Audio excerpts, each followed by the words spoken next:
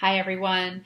It is Sunday, April 9th, and I'm coming to you guys from my living room in the midst of kids running around and renovations happening to my house in the garage. So there's going to be noise and potentially kids in princess outfits running through. I hope not. I could use some peace. Maybe you could too, right now. I have a feeling that things are really starting to get a little crazy for you as the semester starts to draw to a close. I know that we still have a solid month, and it's until this is really the home stretch for everybody. And there's a lot coming due. I realize that there's a lot on your plate, especially in your research class as well. So first of all, hang in there.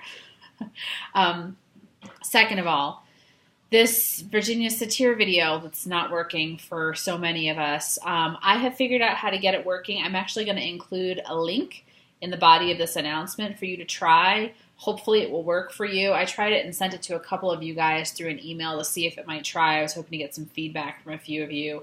I did not log into Canopy in order for this link to work. I just followed a link from another video that I had access to. So maybe this will work and everything will be fine. So I need to hear from you guys if it's been resolved. But otherwise, we're going to kind of, I guess, wait for IT to come back to us tomorrow when the work week starts again and hopefully correct this ongoing challenging issue of being able to watch videos as a class. It's really frustrating for me because I feel like the platforms should be workable and easily accessible for everybody so that distance learning actually happens and happens efficiently. This is exhausting. So anyway, no, you could probably hear the frustration in my voice. I'm here with you in just being kind of frustrated and fed up with the clunkiness sometimes. So anyway, especially concerning the deadline, don't worry about today's deadline. Obviously, for those of you guys that turned it in already, thank you. I'll grade it in a timely fashion, and then as soon as we get confirmation for everybody that this video is actually up and running, if we can get confirmation from IT, I'll set a new deadline for this assignment. But in the meantime, why don't you turn focus, if you haven't already, to the family theory application and genogram paper. So another thing that I'm going to be attaching to this announcement, and it's really important that you pay attention to this, is a rubric for the family theory application and genogram paper. You guys have been asking for it, so here it is. It's not a rubric in the same detailed fashion that the last assignment was. I think that this is, however, quite satisfactory in terms of you understanding where the points are coming from and how they're being divvied up in this assignment. So a couple things. So the way that it's set up in Canvas right now is kind of confusing. It has, for module 13, parts 1 through 3 for the paper as a 60-point value, and then part 4, which is module 14, the paper itself, as 50 points. So a couple things. First of all, you should think about this assignment really as one paper. It is one paper for you to turn in, 6 to 7 pages in length, and it is worth 110 points total, okay?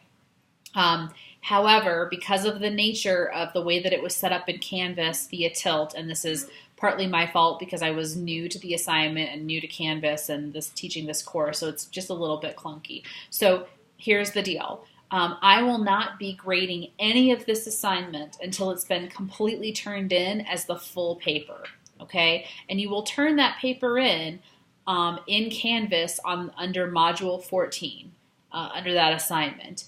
So, however, and then you'll turn in the Module 13 section that paragraph or two that gives a description of the peer consult that you did with another peer on their paper. So I want to hear from you, hey, if I met with Chris via Skype, he presented to me a family case on blah, blah, blah. Here were some of the highlights, just a paragraph or two, so that I know that Chris actually did the consult with a peer to present his case, and this peer is now basically verifying and vouching for it. That's what that assignment should be, and that should be turned in 1 to 2 paragraphs on Module 13 within Canvas, and that will end up being a certain point value towards the overall 110 points of the paper. So this is going to become very clear once you actually are looking at the rubric for the family theory application and genogram paper. In fact, if you haven't opened that up yet,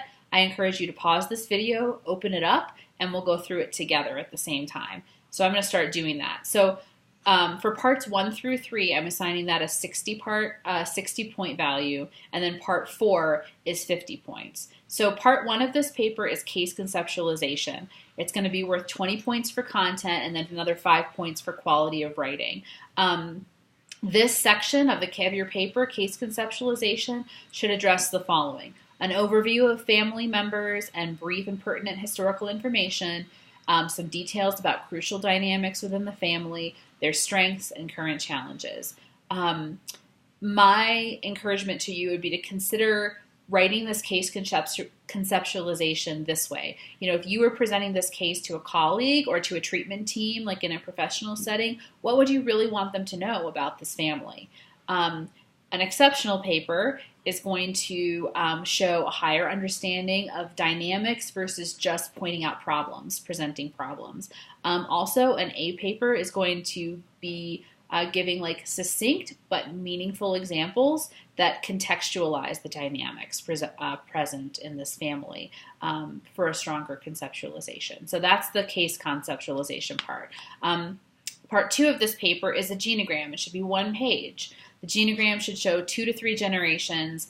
Some of you guys have been asking if it's really necessary to do 3. If you're using your own family for this particular paper, yes, you need to have 3 generations represented on the genogram, even though you might only be really discussing 2 generations in the paper in depth. If this is a family from your field placement or your place of work, you may only have 2 generations to work with, and that's fine. That's certainly understandable. But the genogram should be neat. It should be easy to discern. It should show an understanding of the textbook or other sources, examples of how genograms work. And try not to just show, don't only show births, deaths, and marriages on your genogram. There's also relationship dynamics that are represented on genograms, and those are easily accessible to you, and I expect your genogram to show those things, especially in a paper. The third part of this paper is going to be 20 points given to the case presentation to a classmate. So I need to receive a paragraph or 2 from a peer that gives adequate evidence that a case consult actually took place. So again, submit that via Canvas and the Module 13 assignment page. This aspect, the case presentation to a classmate, doesn't actually show up in your paper, okay?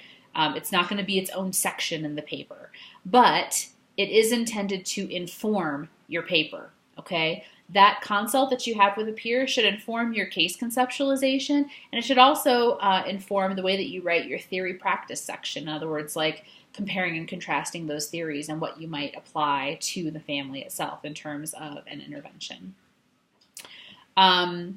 So the last part, which is worth 50 points on its own, is the theory and practice with family case section. So section 4. That's going to be a total of 50 points, 40 points for content, 5 points for quality of writing, and 5 points for APA compliance. So you need to, in this last section, compare and contrast 2 different theories as read about or as presented in this course that could produce either positive or negative outcomes with a family.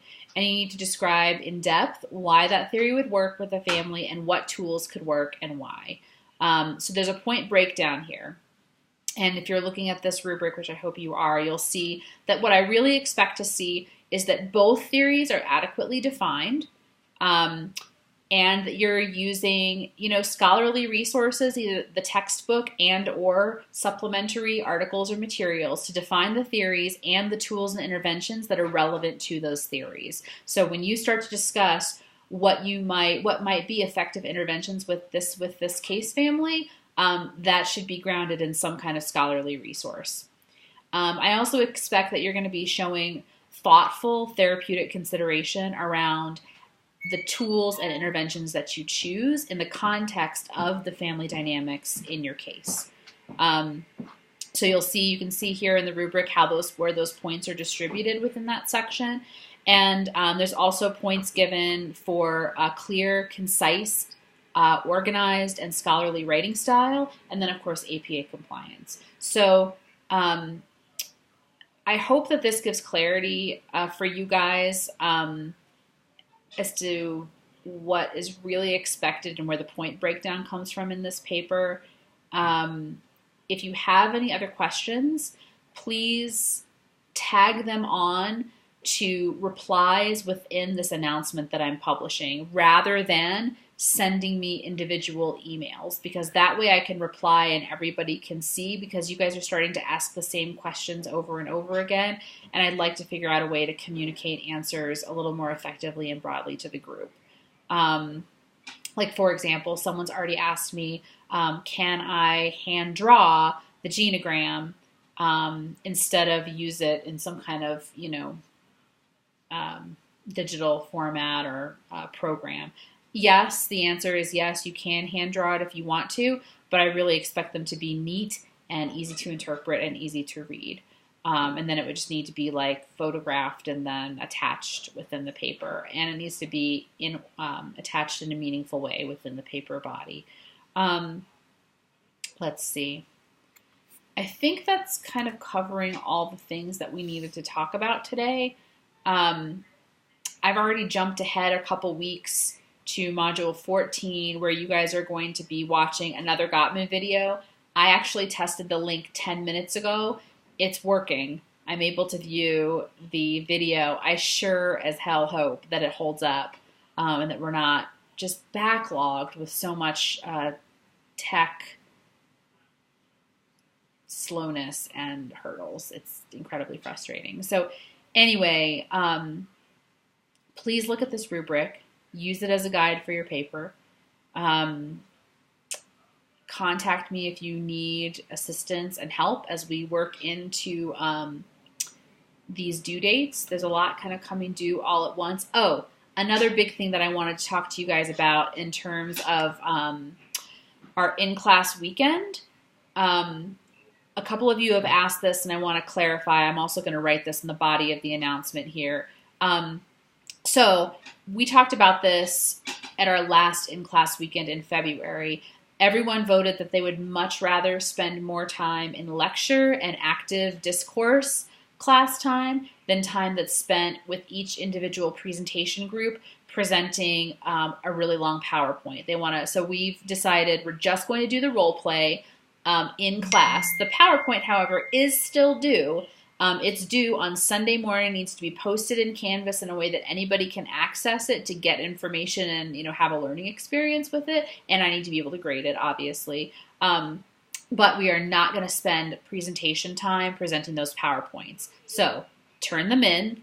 It is absolutely part of this assignment. However, it's not going to be taking up valuable real estate in class. Instead, I've already started gathering and working on the PowerPoint for our lecture time in the morning on Sunday, because there's a lot that's coming up, and I really feel like I can't even give it to you in like small little 5-10 minute chunks every week. I'd much rather just spend time where we can actually have a back and forth during our in-class time. There's some good practice stuff kind of coming up that I think will be helpful for you. So anyway, we're covering a lot of housekeeping stuff today. I really hope that this provides some clarity and focus for you during a time that I know is really stressful and that I know is really involved heading into this end of the semester. So watch the video, look at the rubric, get started on this paper. Don't worry about the deadline for the satir video until I tell you otherwise. Talk to you soon.